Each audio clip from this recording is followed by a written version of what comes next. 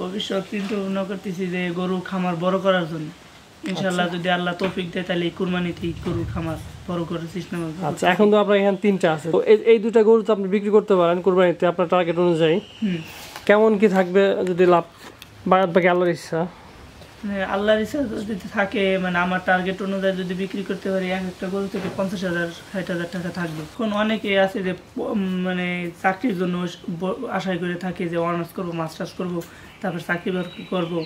মানে আমি যদি বলি যে আমি ক্লাস থেকে 7 থেকে শুরু করে আসছি, এই পর্যন্ত আসতে পারছি, আমার মতো যারা ভাই আছে, স্টুডেন্ট ভাই আছে, তারাও যদি ইচ্ছা করে যে ক্লাস 7 থেকে না পারুক, 8 থেকে হোক কিংবা 9 থেকে হোক, 10 থেকেই হোক, যদি আগে থেকে শুরু করে ইনশাল্লাহ আপনার অনার্স মাস্টার্স করার আগেই দেখবেন সে একটা প্রতিষ্ঠিত হয়ে গেছে। আসসালামু আলাইকুম, সবাইকে স্বাগত নিবিড় কৃষি চ্যানেলের নতুন আরো একটা ভিডিওতে।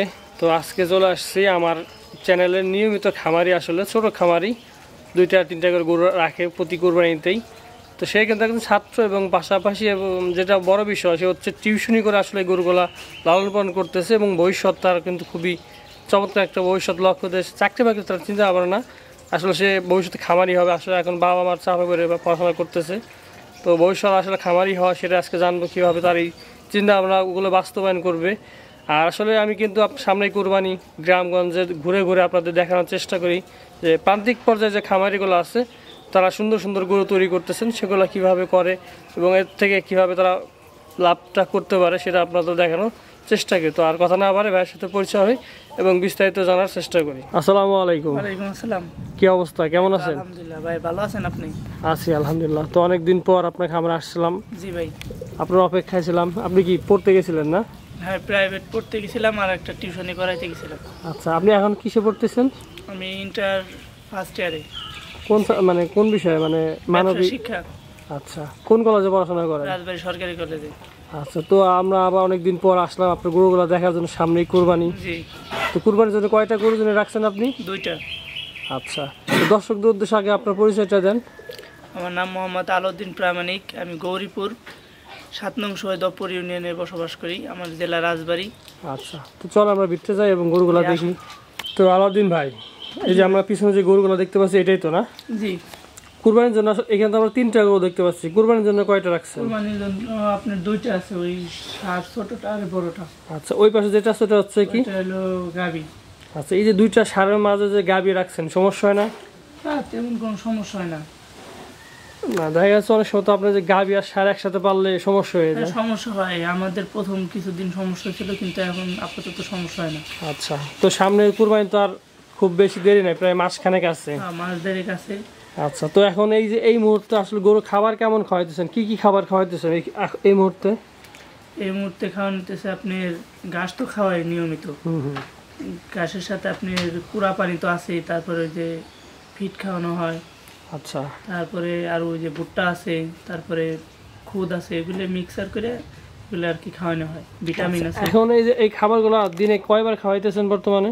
দিনে 2 বার। সকালে আর হচ্ছে বিকালে খাওয়ান? সকালে, হ্যাঁ, সকালে আর রাত্রে, মানে বিকাল বলতে সন্ধ্যার পরে। আচ্ছা, তো 2টা যদি কিনছেন কতদিন হয়েছে গরুগুলা? কয় মাস হয়েছে গরুগুলা কিনছেন? কিনছি তা তো 7-8 মাস হয়ে গেছে। 7-8 মাস। এই সামনে আপনার পিছনে যেটা দেখতে পাচ্ছি এটা কতজনই কিনা হয়েছিল? এখানে ছিল 53 দেয়। 53। আর ওই পাশেরটা? আর ওই পাশেরটা ছিল 32। 32? হ্যাঁ। এত কম নাকি? ওটা আর বাছুর, মানে বাছুর কিনা হয়েছিল।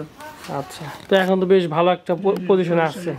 তো এখন যদি 2টা বিক্রি করেন, মানে আপনার চাইতেছেন কেমন কুরবানিতে কত টাকা বিক্রি করার উদ্দেশ্য আছে বা টার্গেট আছে?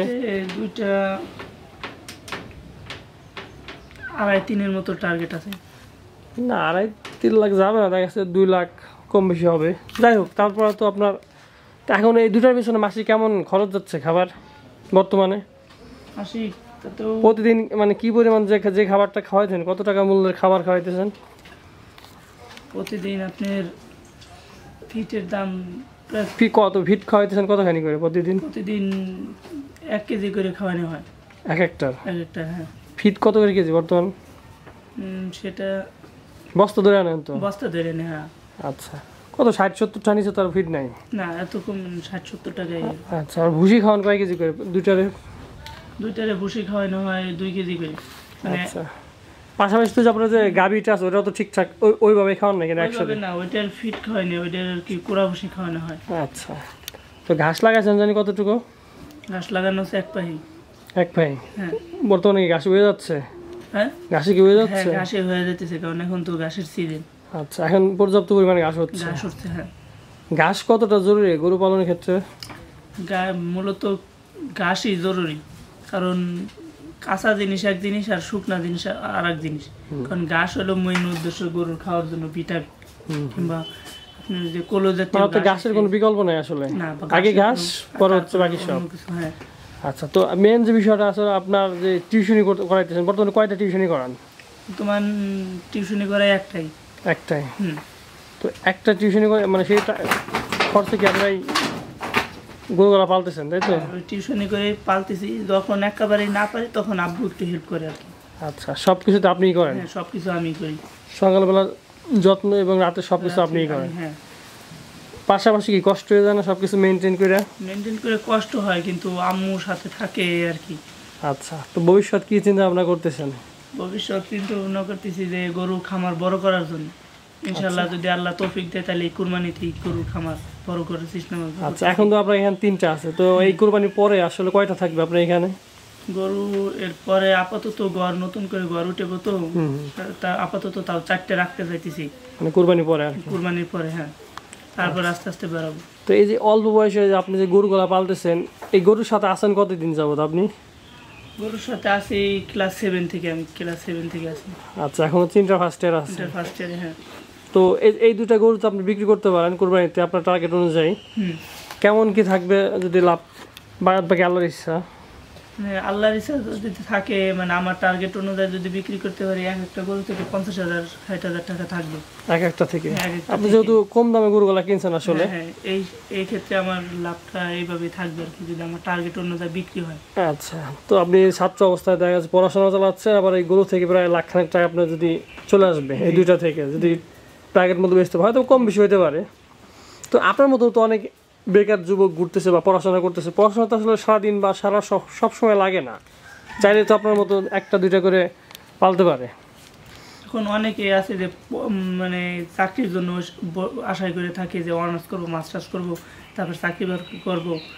আমি যদি বলি যে আমি ক্লাস থেকে 7 থেকে শুরু করে আসছি, এই পর্যন্ত আসতে পারছি, আমার মতো যারা ভাই আছে, স্টুডেন্ট ভাই আছে, তারাও যদি ইচ্ছা করে যে ক্লাস 7 থেকে না পারুক, 8 থেকে হোক কিংবা 9 থেকে হোক, 10 থেকেই হোক, যদি আগে থেকে শুরু করে, ইনশাল্লাহ আপনার অনার্স মাস্টার্স করার আগেই দেখবেন সে একটা প্রতিষ্ঠিত হয়ে গেছে, তার ইচ্ছা শক্তি থাকে। আচ্ছা, তো আপনি কি ভবিষ্যতে কি চাকরি বাকরি করবেন নাকি এই খামার নিয়ে থাকবেন? ভবিষ্যতে চাকরি বাকরির এখন যে পড়ালেখার অবস্থা, চাকরি বাকরি পাওয়াটা খুব টাফ। আচ্ছা, এখন আমার চিন্তা ভাবনা খামারই বড় করবো।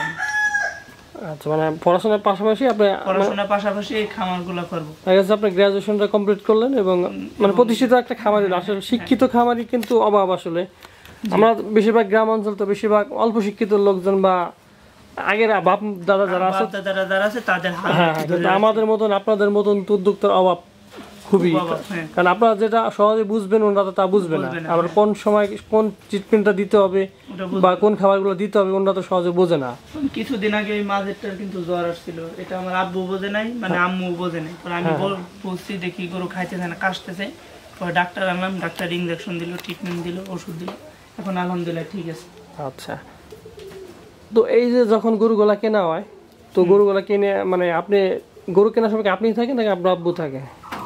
গরু কেনার সময় আমি একটা সময় ছিলাম, এই বড়টার সময় ছিলাম। আচ্ছা, এই যে এই গরুটা যখন কিনেন বা নতুন যারা আছে যদি একটা দুইটা গরু কিনতে চায়, দেখা যাচ্ছে সবটা গরু তো কেনা যায় না, সব গরু কেনা যায় না। এই গরুটা ভালো হবে সেটা বুঝেন কিভাবে? সেটা বোঝা যায় আপনার শরীর দেখে বোঝা যায়, তারপর আপনার হাত পাও দেখে বোঝা যায়, এরকম আর কি, যে এই গরুটা বড় হবে, ভালো হবে, গায়ের চামড়া দেখেও তো বোঝা যায় যে গরু বড় হবে, এই হবে। তাহলে এই যে টিউশনি করাইয়া পড়াশোনা করতেছেন, পাশাপাশি গরু পালতেছেন, সব মিলাই কেমন আছেন? সব মিলাই আলহামদুলিল্লাহ অনেক মোটামুটি ভালো আছি, কিন্তু একটু কষ্টের মধ্যেই আছি বর্তমান, যে টিউশনি করে আমার খাওয়ার দর চালানো লাগতেছে, কারণ সামনে তো আর বেশি দিন নাই বিক্রি করার মতো। এখন তো আবার খাওয়া আপনার লুজ দেওয়া যাবে না, লুজ দেওয়া যাবে না, এই কারণে টাকার মানে পরিমাণটা একটু বেশি হয়ে যায়। না, এখন খাবার একটু কষ্ট হলে একটু মানে খাওয়াইতে হবে, কারণ খাওয়াতে এখন হবে, কারণ খাবারের পরিমাণ বাড়ছে, এই কারণে তো টাকার পরিমাণটা একটু বাড়বে, আচ্ছা। এটাই স্বাভাবিক। তো ঠিক আছে ভাই, ঠিক আপনাকে অসংখ্য ধন্যবাদ সময় দেওয়ার জন্য, এবং আপনার ভবিষ্যৎ ভালো হোক, বড় একটা খামার মালিক হন সেই প্রত্যাশা করবো। ইনশাল্লাহ আমরা আবার আসবো।